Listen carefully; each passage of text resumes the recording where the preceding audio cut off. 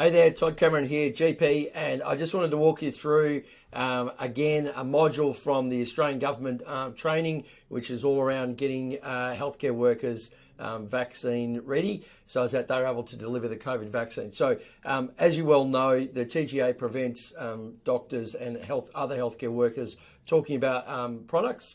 And so what I'm going to do here is just literally read you the information that is publicly available, but it's really important. So this is around other precautions for who should receive the COVID-19 vaccination.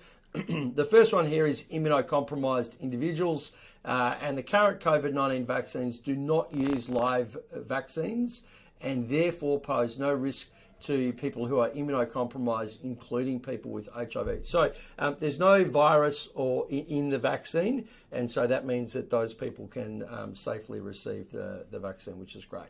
Bleeding disorders. So this is really important, and I'm going to read the top bit out. As a COVID-19 vaccinations are administered by intramuscular injection, that just means that the needle goes in far enough that it's into the muscle.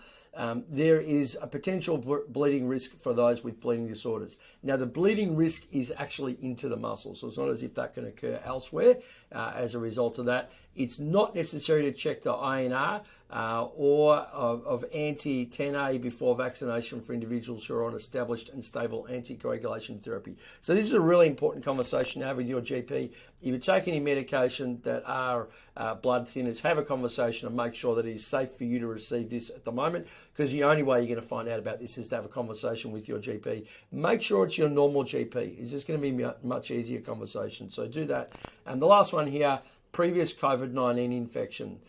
So you might think that if you've had COVID-19, why do you need to have a vaccination? And the answer to that is there are no current precautions or recommendations regarding vaccination in people who have previously had COVID-19 infection and developed natural immunity.